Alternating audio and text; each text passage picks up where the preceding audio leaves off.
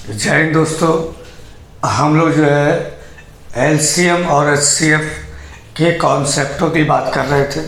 ठीक, हमने जो है एलसीएम की अभी तक 2 वीडियो में एलसीएम के कॉन्सेप्ट की बात करी थी, बेसिक कॉन्सेप्ट की बात, और एलसीएम से कौन कौन से क्वेश्चन बन सकते हैं उस पर हमने बात की थी। दोस्तों अब इसी एलसीएम ध्यान दीजिएगा, अब इसी एलसीएम के अंतर्गत एक क्वेश्चन हमारा और बनता है। वो हमारा क्वेश्चन टाइप जो हमारा बनता है वो बनता है अंश बटे हर के रूप में। दोस्तों यदि कोई क्वेश्चन हमारा अंश और हर के रूप में होगा, ठीक, तो उसका यदि हमें एलसीएम निकालना होगा, ठीक, तो हम लोग यहाँ पर अंश का एलसीएम निकालते हैं और हम यहाँ हर का एचसीएफ निकालते हैं। यानी कि आपको इस बात का ध्यान देना होगा कि जो हमसे पूछा गया है, यदि हमसे एलसीएम पूछा गया है तो हमें अंश का एलसीएम निकालना होगा और हर का हमें एचसीएफ निकालना होगा। इस बात को आप लोग जो है यहाँ ध्यान देंगे। ठीक, ऐसा हम इसलिए करते हैं क्योंकि हमेशा जो लघुत्तम होता है वो महत्तम से बड़ा होता है। ठीक, लघुत्तम महत्तम से बड़ा होता है और अंश को बड़ा करने के लिए, इसीलिए अब आप देखिएगा यहाँ पे आप समझ लीजिएगा कि अंश बटे हर है।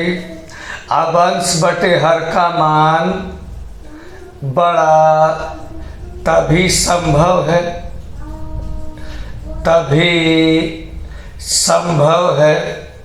जब अंश बड़ा हो।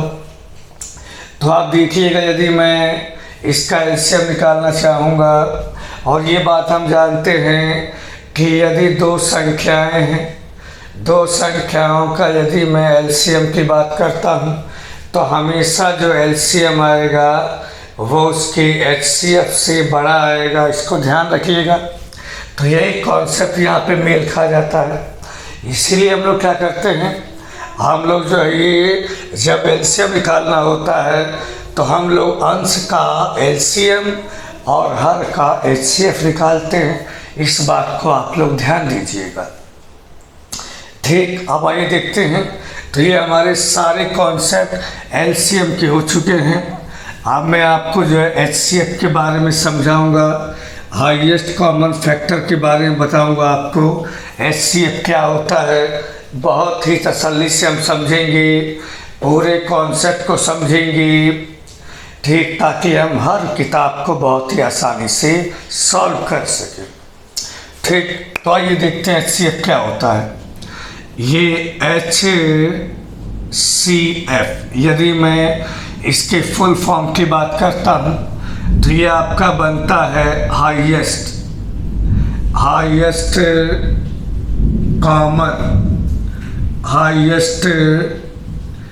Common factor. ठीक, अब हिंदी में बात करें तो हिंदी में हम इसको लिखेंगे महत्तम समापवर्तक। ध्यान दीजिएगा, महत्तम समापवर्तक। लघुत्तम में था लघुत्तम समापवर्ती, ये है महत्तम समापवर्तक। दोनों में अंतर होता है। अंतर क्या होता है?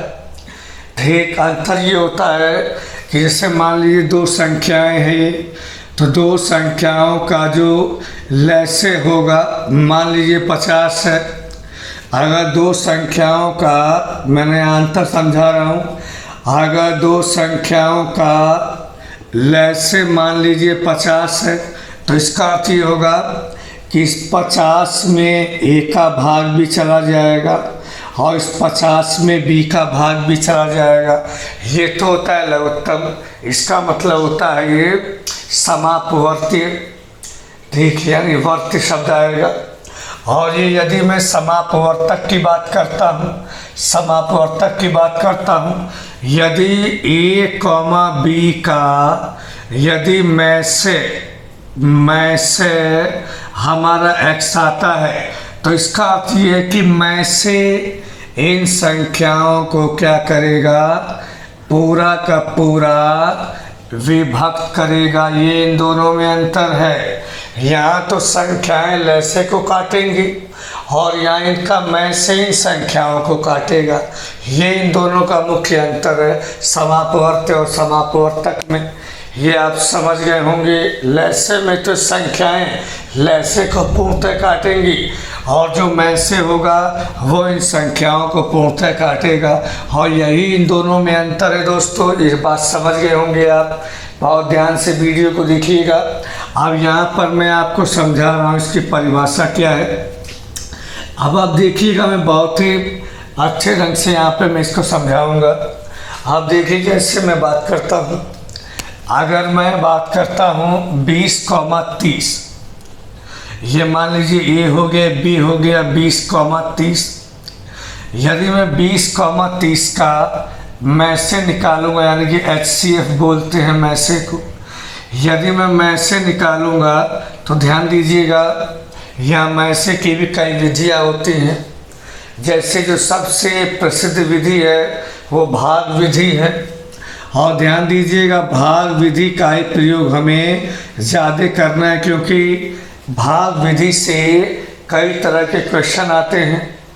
ठीक, जैसे आपने देखा भी होगा कि वह बड़ी से बड़ी संख्या क्या होगी जिससे इन संख्याओं में भाग देने पर क्रमशः 2 या 3 शेष बचे। इस तरह के क्वेश्चन आते हैं। ठीक, तो भाग विधि का प्रयोग ज़्यादा होता है, तो हम भाग विधि पर ज़्यादा ध्यान देंगे। इसके अलावा जो अन्य विधियाँ उसको भी मैं समझा दूंगा आपको यहाँ पर। तो आप देखिएगा, जैसे यदि मैं 20 और 30 के मैसे की बात करता हूँ, HCF की बात करता हूँ, तो कैसे निकलेगा। भाग विधि से हम क्या करेंगे कि ये जो हमारा छोटी इसमें संख्या है, इस छोटी से मैं इस बड़ी वाली संख्या में आपका भाग दूंगा।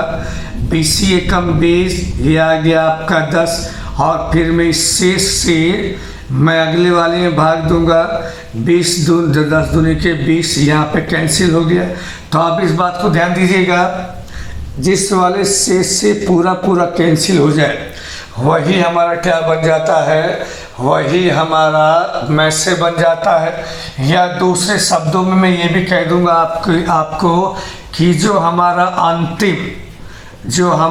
अंतिम भाजक होता है, अंतिम भाजक ही दी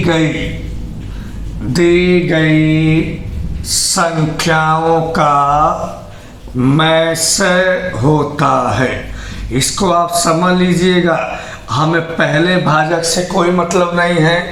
जो हमारा अंतिम भाजक है वही दी गई संख्याओं का क्या होगा, वही दी गई संख्याओं का आपका मैं से होता है। समझ गए।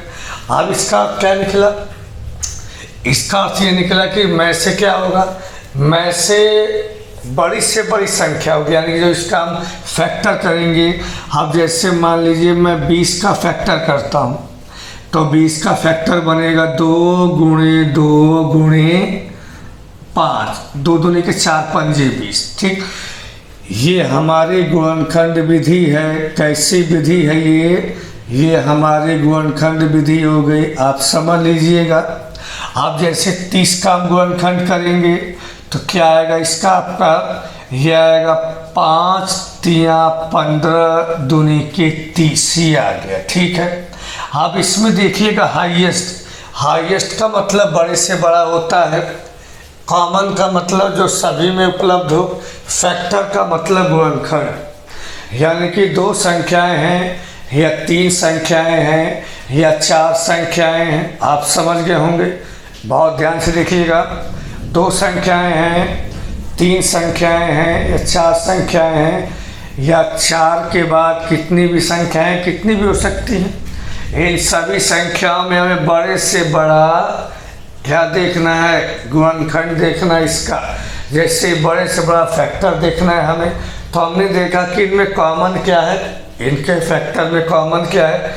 इनके फैक्टर में ये 2 कॉमन है, और इनके फैक्टर में एक 5 भी कॉमन है। ठीक, अब देखिएगा आप दोनों में 5 और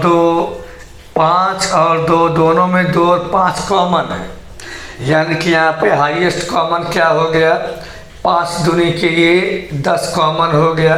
तो यही आपका में से क्या हो जाएगा, 5 दूनी के लिए 10 आपका में से हो जाएगा। ये गुणनखंड विधि से हो गया। तो यहाँ भी आपने समझ लिया कि कॉमन देखिएगा, हाईएस्ट मतलब बड़े से बड़ा, यानी कि यदि मैं इसके गुणनखंड करूँगा बड़े से बड़े के रूप में तो मैं 20 को लिख दूँगा 10 गुणे 2, और मैं 30 को बड़े से बड़े में लिखूँगा तो मैं लिखूँगा 10 गुणे 3, क्योंकि मुझे बड़े से बड़ा कॉमन लेना है। कॉमन मतलब दोनों में हो, बस समझ गए आप लोग। फैक्टर मतलब इसका गुणनखंड, इसके गुणनखंड ये हो गए 10 दूनी के 20 बड़े के रूप में, 10 गुणे 3 बड़े के रूप में। इनमें कॉमन देखो 10 आ गया आपका बड़े से बड़ा, यही 10 क्या आ गया आपका, यही 10 आपका में से हो गया।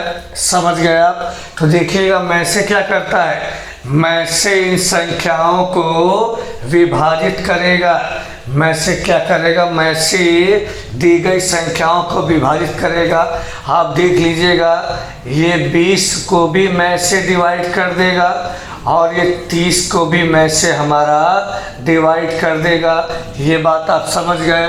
तो हमेशा एक बात ध्यान दीजिएगा कि जो में से होता है वो संख्याओं को पूर्णतः विभाजित कर देता है, और लैसे में इसका अलग होता है। जो लैसे निकलेगा तो लैसे में ये संख्याएं विभाजित करेंगी, समझ गए। और जबकि मैसे वाले केस में जो मैसे आएगा वो इन संख्याओं को पूर्णतः विभाजित करेगा। ये इन दोनों में अंतर रहा दोस्तों। तो मैंने इसको आपको समझा दिया कि मैसे और लैसे में अंतर क्या है।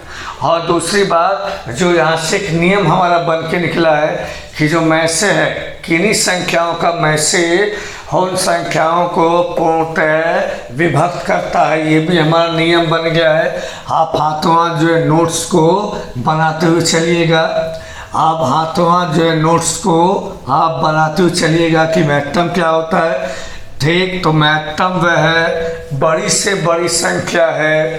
तो किन्हीं संख्याओं का में से उन संख्याओं में कॉमन बड़ी से बड़ी संख्या है जो उन संख्याओं को अलग अलग पूर्णतः विभक्त करता है। इस बात को आप लोग नोट कर लीजिएगा जो मैं बात बोल रहा हूँ कि किन्हीं संख्याओं का में से, ठीक, वह बड़ी से बड़ी संख्या है जो उन संख्याओं को पूर्णतः विभक्त करता है। या दूसरे शब्दों में, किन्हीं संख्याओं का में से वह बड़ी से बड़ी संख्या है जो उन संख्याओं के गुणनखंड में पाई जाती है। ये बात समझ गए। और ध्यान दीजिए, अगली बात नोट कर लीजिएगा कि किन्हीं संख्याओं का जो में से होता है वो उन संख्याओं को पूर्णतः विभक्त कर देता है। ये आप नियम समझ गए होंगे। ठीक, बार बार वीडियो को आप देखना और इन बातों को नोट कर लेना। ठीक है, अब आप देखिएगा। अब मैं इसमें और आपको थोड़ा समझा रहा हूँ। जैसे मान लीजिए ये है 15,20,30। यदि मैं इसका में से निकालना चाहूँगा, ठीक है, तो देखिएगा अब ये भाग विधि, मैं यहाँ पे भाग विधि आपको समझा रहा हूँ। अब देखिएगा जैसे मैं यहाँ पे यदि भाग विधि का प्रयोग करता हूँ तो 3 संख्याएं हों 4 संख्याएं हों, ऐसे कोई मतलब नहीं। हम कोई सी भी 2 छोटी वाली संख्याएं लेंगे। इन संख्याओं में हम क्या लेंगे दोस्तों, छोटी वाली 2 संख्याएं लेंगे। और ढंग से आप लोग बेसिक कॉन्सेप्ट को समझिएगा। चैप्टर के सभी बेसिक कॉन्सेप्ट को समझाने के बाद ही मैं एक्सरसाइज शुरू करूंगा। और इन बेसिक कॉन्सेप्ट के अलावा, एक्सरसाइज के अलावा मैं बहुत सारे ऐसे क्वेश्चन लास्ट में लूँगा, कम से कम 50 क्वेश्चन जो हमारे इस आर्य सवाल बुक में तो नहीं है लेकिन कहीं ना कहीं एग्ज़ाम में पूछे गए हैं। UPSI, NTPC, railway, CGL, CPO, ठीक। और ये जो इंटर लेवल पर जो वैकेंसी आती है एसएससी में, इनमें और जो भी हाई कोर्ट वगैरह वैकेंसी आती है, जहाँ भी इस तरह के क्वेश्चन बनते हैं वो सारे क्वेश्चन को अलग शामिल करके मैं लगभग 30, 40 या 50 क्वेश्चन बनाऊंगा जो पिछले पेपर में आए रहेंगे, उनको भी मैं सॉल्व करवाऊंगा, ताकि जो है आर एस अग्रवाल के माध्यम से, केवल माध्यम है आर एस अग्रवाल तो पूरा सॉल्व कराएंगे। साथ में जो अन्य क्वेश्चन है जो आर एस अग्रवाल में नहीं है, उन्हें भी हम चैप्टर वाइज जो है सॉल्व करवाते हुए चलेंगे। तो आइए देखते हैं। अब जैसे मुझे इसका एचसीएफ निकालना होगा तो भाग 20 में क्या करूँगा, इनमें सबसे 2 छोटी संख्याएं लूँगा।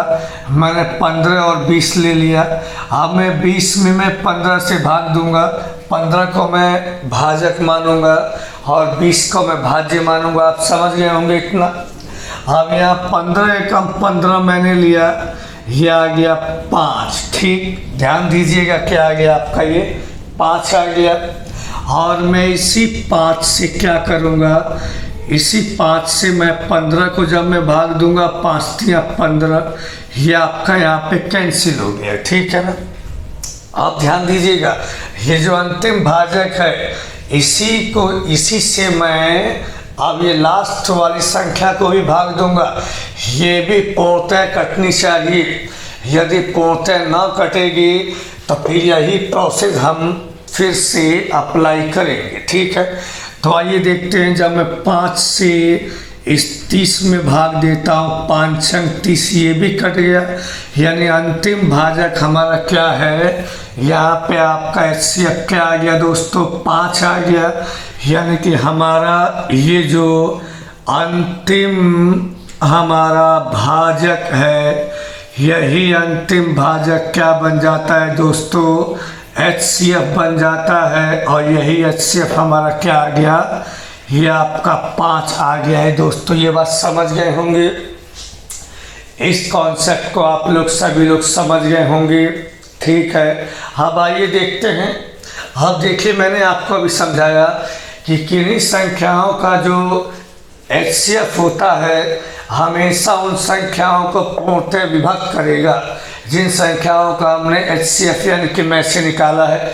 तो आप देख सकते हैं, ये जो में से है, ये में से हमारा 15 को भी विभक्त कर रहा है, ये में से हमारा 20 को भी विभक्त कर रहा है, और ये में से हमारा इन 30 को भी क्या कर रहा है, ये विभक्त कर रहा है। ये आप समझ गए, ये इसके नियम आप समझ गए। यहाँ मैं 2 नियम बताया। क्या मैंने पहला नियम बताया, पहला ये बताया कि इनका जो में से आएगा, ठीक, में से कौन होगा, अंतिम भाजक होगा। यहाँ हम शेष लेके आएंगे, जिस वाले शेष से कट जाए वही अंतिम भाजक, वही में से होगा। और इसके अलावा मैंने दूसरा नियम ये बताया कि जो में से होगा वो संख्याओं को पूर्णतः विभक्त करेगा। ये आप समझ गए। ठीक। अब आइए देखते हैं। अब देखिएगा, अब मैं यहाँ से कुछ नियम आपको मैं और यहाँ समझाने वाला हूँ। ठीक, वो नियम यहाँ पे क्या हो सकते हैं। ठीक। अब देखिए, अब मैं आपको यहाँ पे मैं और नियम यहाँ पे समझा रहा हूँ। और नियम आपके क्या हो सकते हैं कि यदि हम, ठीक, एक बात समझिएगा, यदि मान लीजिए कि ये हमारे पास संख्या है, हमने ले लिया, कोई सी भी संख्या हमने ले लिया है। अब जैसे मान लीजिए कि हमने 1 लिया 30, ठीक, 1 लिया हमने यहाँ पे 40, ठीक, और हमने 1 यहाँ पे क्या लिया आपका, 1 लिया हमने, ये मान लीजिए कि ये 65 ले लिया। ठीक, 1 हमने आपका क्या ले लिया, ये हमने आपका एक 65 ले लिया। और इसका यदि हम एचसीएफ निकालने जा रहे हैं, हाईएस्ट कॉमन फैक्टर, ये बात समझ गए। हम यहाँ पे क्या निकालने जा रहे हैं, हम यहाँ पे एचसीएफ निकालने जा रहे हैं, यानी कि में से निकालने हम यहाँ पे जा रहे हैं। बहुत ध्यान से देखिएगा, मैं छोटी छोटी वीडियो बनाऊंगा, लगभग 40 मिनट की, यानी 35 से 40 मिनट की वीडियो बनाऊंगा। ये 2 वीडियो आपको मिलनी है, लेकिन आजकल बरसात चल रही है, नेटवर्क की प्रॉब्लम है, तो एक तो वीडियो आपको हमेशा मिलती रहेगी। जैसे मौसम अच्छा होगा, नेटवर्क सही काम करेंगे, आपको 2 वीडियो मिल जाएगी। और ध्यान दीजिएगा, ठीक, यदि कि कोई वीडियो हमारे एप्लीकेशन पर लोड होने में समय लेगी तो वो वीडियो हम YouTube पर भी डाल देंगे, यानी वहाँ से भी आप लोग देख सकते हैं। YouTube पर 2-4 वीडियो डाली जाएगी, बाकी संपूर्ण हल तो आपको एप्लीकेशन पर ही मिलने वाला है। तो यदि कभी कभी यदि एप्लीकेशन पर लेट हो तो आप हमारे YouTube चैनल जो है चाणक्य स्टडी ठाकुर द्वारा, उस पर आप लोग जो है वीडियो देख सकते हैं, ठीक, क्योंकि कभी कभी जो है सर्वर दिक्कत कर देता है, तो वहाँ जो एप्लीकेशन पे लोड होने में थोड़ा समय ज़्यादा ले लेता है। तो ऐसे केस में यदि कभी ऐसा होता है तो आपको YouTube पर वो वीडियो मिल जाएगी। तो YouTube पर भी आप लोग देख लीजिएगा कि कहीं वीडियो हमने YouTube पर तो नहीं डाल दी है, क्योंकि ऐसा तभी होगा जब मौसम ज़्यादा गड़बड़ करेगा, अन्यथा एप्लीकेशन पर तो आपको सब कुछ मिलना है, ठीक है ना। वो एक आध वीडियो की बात है, वो आपको YouTube पर भी मिल जाएंगे, ठीक है ना। बाकी पूरा हल, पूरा सिस्टमेटिक हल आपको जो है एप्लीकेशन पर ही मिलने वाला है। तो यहाँ देखिए, मैं आपको यहाँ से एक नियम और बताने वाला हूँ। पहले मैं सारे नियम आपको कंप्लीट कराऊंगा, उसके बाद ही मैं एक्सरसाइज पर आऊँगा। तो आइए देखते हैं यहाँ पर, जैसे हम इसका मैसे निकालना, देखिएगा सबसे फेमस विधि आपकी ये भाग विधि है, और गुणनखंड विधि भी मैं आपको समझा दूंगा। तो आप देखिएगा यहाँ पर 3 संख्याएँ हैं, 3 संख्याओं में मैं सबसे पहले 2 छोटी संख्याएँ लूँगा। अब जैसे मैंने यहाँ पे 30 लिया, 30 को मैं 40 में भाग दूंगा, 30 एकम 30, ये आपका क्या आ गया यहाँ से, ये 10 आ गया। अब मैं 10 से इसमें भाग दिया 30 में, 10 तिहाई 30, यहाँ से आपका ये अंतिम भाजक क्या आ गया, 10 आ गया। अब 10 में से हो सकता है, अभी कंप्लीट नहीं हो सकता है। अब मैं तीसरी में भाग देकर, देखो ध्यान दिया दोस्तों, तीसरी में अवश्य भाग देकर देखेंगे, यदि तीसरी वाली पूर्णता कटेगी तभी मैसे होगा, अन्यथा ये मैसे नहीं होगा। इस बात का आप लोग विशेष ध्यान दीजिएगा, ठीक है। तो आप देखिएगा, यहाँ से जब मैं मैसे में मैंने इस वाले मैसे को हमने मान लिया मैसे, लेकिन मैसे अभी नहीं है। हाँ, मैं इससे तीसरी वाले भाग दूंगा, 10 छक्का 60, अब शेष आया 5। अब इससे मैंने 10 को भाग दिया, 5 दूनी के 10, अब जाके कटा है, तो अंतिम भाजक हमारा 5 होगा दोस्तों। यानी कि यहाँ पे मैं से क्या आएगा आपका, यहाँ पे मैं से आपका 5 आएगा। इस बात को आप ध्यान दीजिएगा। अगर 3 संख्याएं या 4 संख्याएं दी हैं तो किन्हीं 2 संख्याओं से काम नहीं चलेगा। यदि किन्हीं 2 संख्याओं का मैं से आगे सभी संख्याओं को सीधे काटता है तभी मैसे होगा, यदि सीधे नहीं काटेगा तो हम वही प्रोसेस रिपीट करेंगे, यानी कि फिर से इससे भाग देंगे, जब कटेगा तभी हमारा क्या होगा दोस्तों, वो हमारा मैसे निकलेगा। तो ये आप मेरे ख्याल में बात समझ गए होंगे। तो यहाँ से अंतिम भाजक क्या है, 5, तो ये हमारा मैसे हो गया, आप समझ गए। देख, अब यदि मैं यहाँ से गुणनखंड विधि की बात करता हूँ, अब ये यदि मैं यहाँ से ये गुणनखंड विधि की यदि मैं बात करता हूँ तो मैं 30 के गुणनखंड करूँगा आपका, तो 2 3 6 और 6 पंजे 30, राइट। अब यहाँ मैं 40 की बात करूँगा तो यहाँ आपका आएगा 2 दूनी 4, 4 दूनी के 8 और 8 पंजे 40, ठीक है।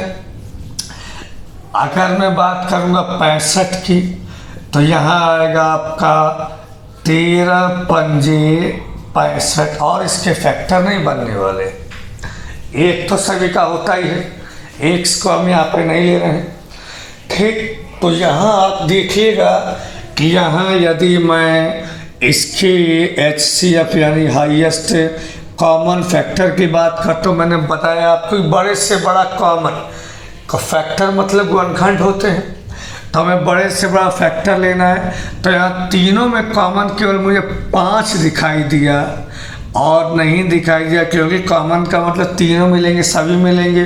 तो यहाँ से गुणनखंड विधि से हम निकाल सकते हैं दोस्तों। ये हमारा क्या आ गया, देखिए सर, ये आपका HCF आ गया 5। तो इस तरीके से हम लोगों ने HCF निकालना सीखा, जो हमने गुणनखंड विधि और भाग विधि दोनों से हमने सीख लिया है।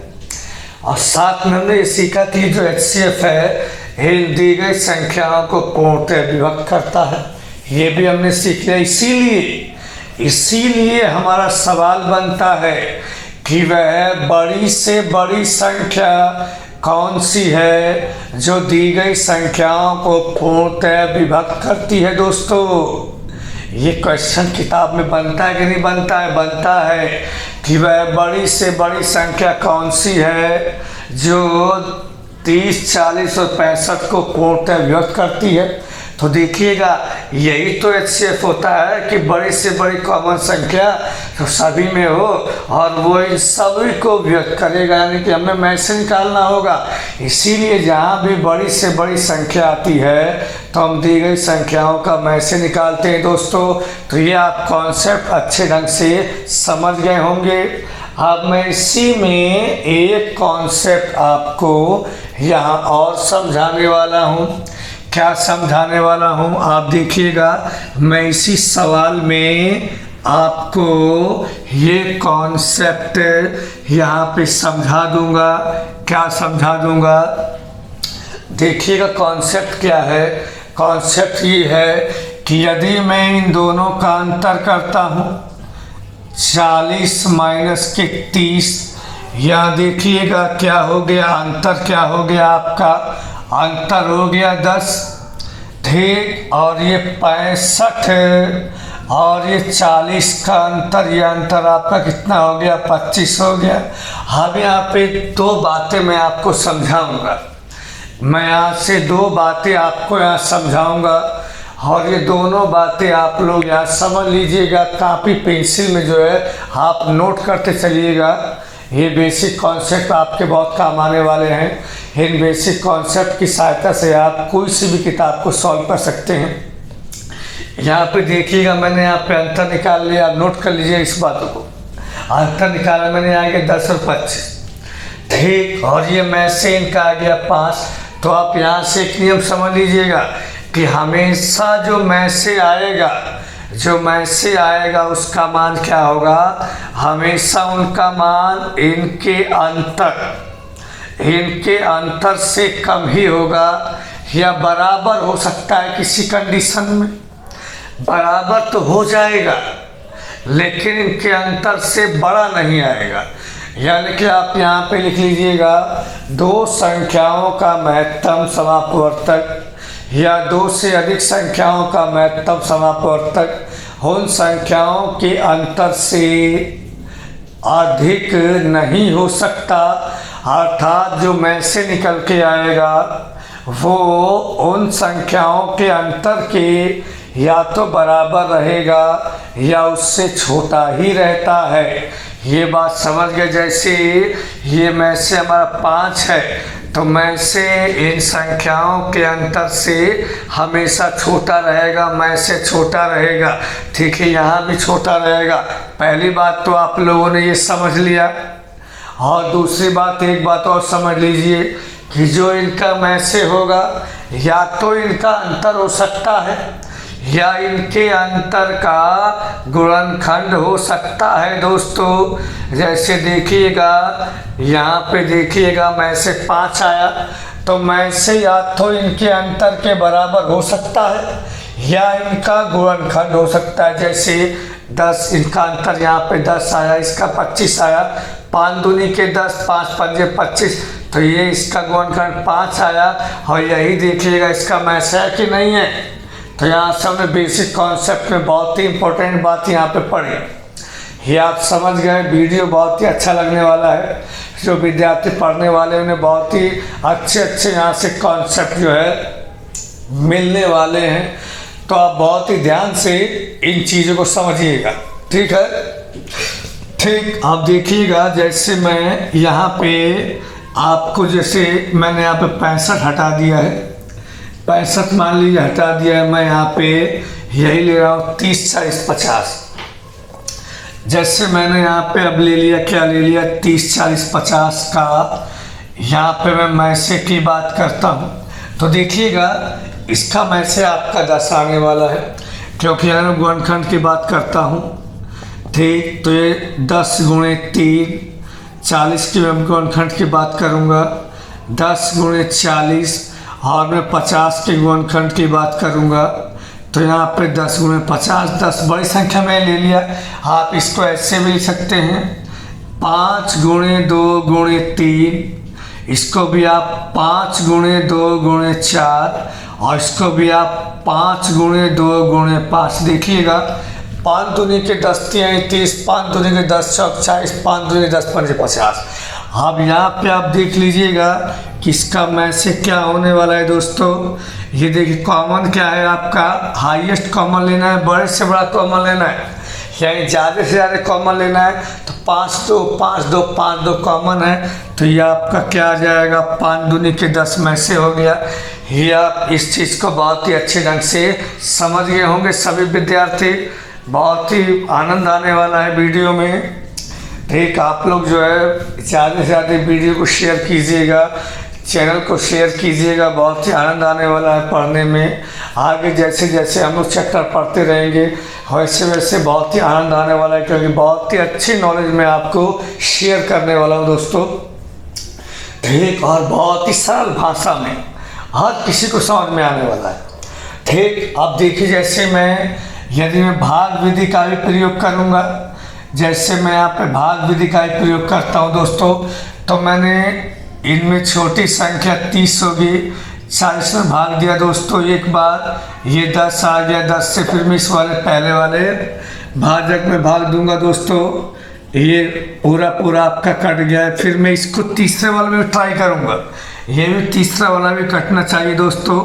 तो ये वैल्यू भी यहाँ से कैंसिल हो गई आपकी, यानी कि हमारा ये HCF क्या आ गया दोस्तों, 10 आ गया। यानी कि जो अंत में हमने जिस संख्या से भाग दिया था, यानी अंत में जो हमारा भाजक था वही हमारा HCF होता है। ये बात आप समझ गए होंगे। ठीक है, गुणनखंड विधि से भी 10 और भाग विधि से भी 10। ठीक, तो मैंने आपको अभी समझाया था ये बात। मैंने क्या बताया था कि ये जो हमारा मैसे है महत्तम समापवर्तक है। महत्तम समापवर्तक क्या होगा दोस्तों, ये हमेशा या तो इनके अंतर से छोटा होगा या इनके अंतर के बराबर हो सकता है, बड़ा नहीं होगा। यानी किन्हीं संख्याओं का जो, फिर अब सुन लीजिएगा, किन्हीं संख्याओं का जो मैसे होगा वो उन संख्याओं के अंतर के या तो बराबर होगा या उससे छोटा होगा या उनका ही कोई गुणनखंड हो सकता है। गुणनखंड होगा ही होगा, गुणनखंड होगा। ठीक, अर्थात उनके अंतर से बड़ा नहीं होगा। जैसे अब ये देखिएगा, ये हमारा मैसे क्या है, 10 आया है, और इनका अंतर भी क्या है आपका, ये 10 ही आया है। तो मैसे या तो अंतर के बराबर हो सकता है, बराबर हो सकता है, लेकिन अंतर से बड़ा नहीं होगा। अंतर के बराबर तो हो सकता है, अंतर से बड़ा नहीं होगा। इस बात को आप लोग समझ लीजिएगा। बात समझ गए। इनका अंतर भी देखिएगा, ये कितना 10 आ रहा है। जैसे मैं दो संख्याओं की केवल बात करूं, इन दो संख्याओं की बात करूं, 10 आ गया। इन दो संख्याओं की बात करूं तो 10 आ गया। अंतर के बराबर हो सकता है या छोटा होगा। जैसे 50 और 30 का अंतर यहाँ पे 20 आ रहा है, तो 20 से छोटा ही है, बड़ा नहीं है। ये बात समझ गए आप लोग। ठीक, आप देखिएगा यहाँ से, तो ये आप मैसे के कॉन्सेप्ट को आप लोग बहुत अच्छे ढंग से समझ गए होंगे। ठीक, इसीलिए सवाल में जब दिया होता है कि वह बड़ी से बड़ी संख्या कौन सी होगी जो दी गई संख्याओं को पूर्णतः विभक्त करती हो, तो ये आप समझ लीजिएगा कि पूर्णतः विभक्त तभी करेगी ठीक जब वो उसका मैसे होगी समझ गए। मैंने दिखा दिया आपको कि मैसे जो है दी गई संख्याओं को पूर्णतः व्यक्त करती है। और मैसे का मतलब बड़े से बड़ा कॉमन फैक्टर होता है, ये इसकी परिभाषा है। ठीक, अब देखिएगा, अब यहाँ से क्वेश्चन ये भी आता है कि वह बड़ी से बड़ी संख्या कौन सी है जिसे संख्याओं में भाग देने पर क्रमशः 2 या 3 शेष बचे। ऐसे कॉन्सेप्ट के भी सवाल आते हैं। तो शेष बचे, इसका अर्थ क्या है? ठीक, अभी सवाल का एग्जाम्पल देकर भी आपको समझाऊंगा। मैं सवाल का एग्जाम्पल देकर भी आपको यहाँ पे समझाऊंगा। पहले आप ये समझ लीजिएगा। देखिएगा, जैसे मैं मान लीजिए कि ये 27 है और मुझे इसमें 5 से काटना है। ठीक है, 5 पंजे 25। अब यहाँ पे क्या है आपका, ये 2 शेष बचा। यदि मैं 2 को इसमें माइनस कर देता हूँ, मैं 2 को इसमें माइनस कर देता हूँ तो क्या आ गया, 25 आ गया। अब ये 25 तो 5 से पूर्णतः व्यक्त है। पूर्णतः व्यक्त है कि नहीं है? ये पूर्णतः व्यक्त है।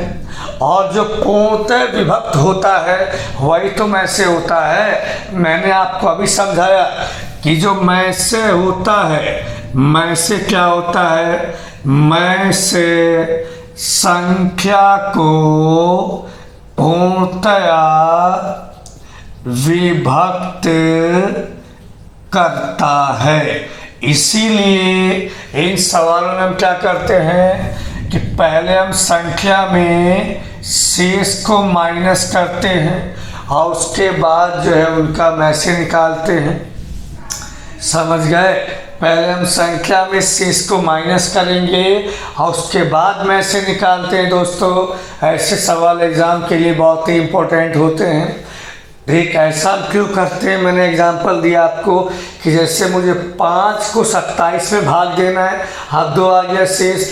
यदि शेष को आप 27 में से माइनस करेंगे तभी तो संख्या 5 से कटेगी। और ये बात हम जानते हैं कि जो मैसे होता है वो हमेशा संख्याओं को पूर्णतः व्यक्त करता है। यानी संख्याओं को जो व्यक्त करेगा, जो संख्याओं को पूर्णतः विभक्त करेगा, वही तो मैसे होगा।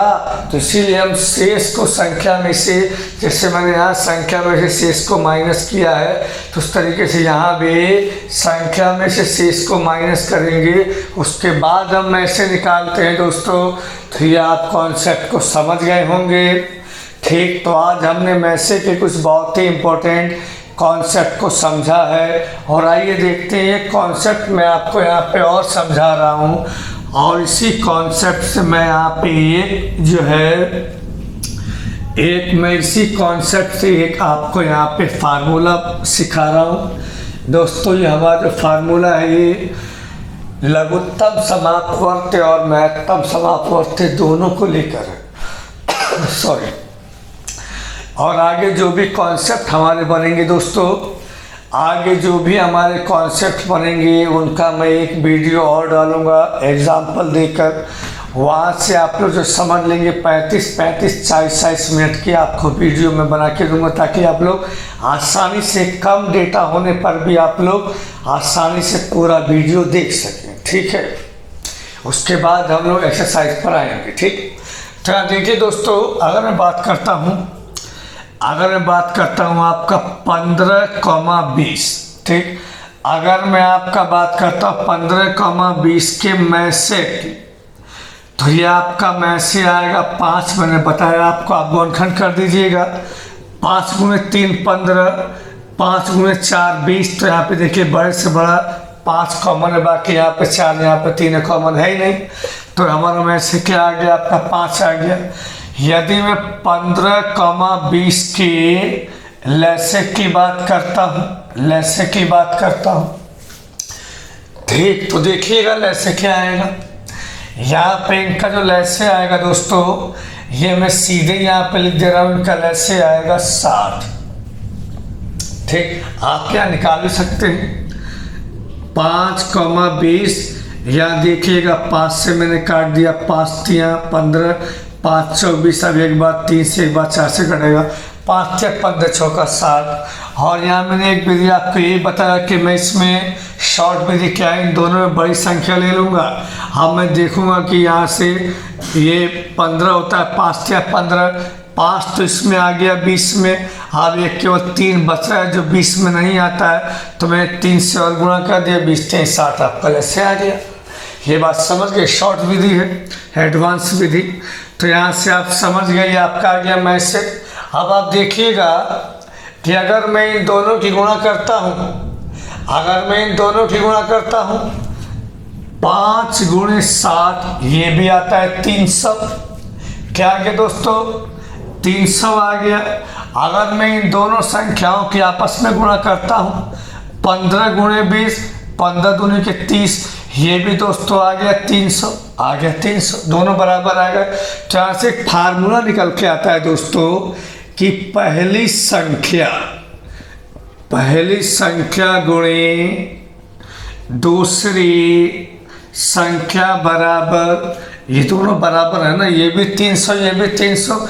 यहाँ मैं संख्याओं की गुणा करें और यहाँ मैं से और गुणे ले से दोस्तों। तो यहाँ पे ये पूरा वीडियो आप लोग देखिए बहुत अच्छे ढंग से, ठीक। तो यहाँ से एक फार्मूला बन गया, एक संबंध बन गया आपका कि पहली संख्या गुणे दूसरी संख्या बराबर मैं से गुणे ले से। तो ये हमारा एक संबंध आता है, बहुत ही इम्पोर्टेंट। यहाँ से बहुत सारे क्वेश्चन बनते हैं, तो ये आप लोगों ने समझ लिया। तो आज के इतना ही दोस्तों, अगले कॉन्सेप्ट पे मैं बहुत सारे चीज़ें आपको समझाऊंगा मैसेज से संबंधित। और उसके बाद हम लोग जो है अपने आर.एस. अग्रवाल की एक्सरसाइज को लेंगे, और उसके बाद 40-50 क्वेश्चन मैं ऐसे लूँगा जो हमारे एग्ज़ाम में बहुत इम्पोर्टेंट है, आए हुए हैं, और जबकि हमारे आर.एस. अग्रवाल किताब में नहीं है, उनको भी मैं अलग से क्वेश्चन बना के आपको समझाऊँगा। तो आज के इतना ही। जय हिंद, जय भारत।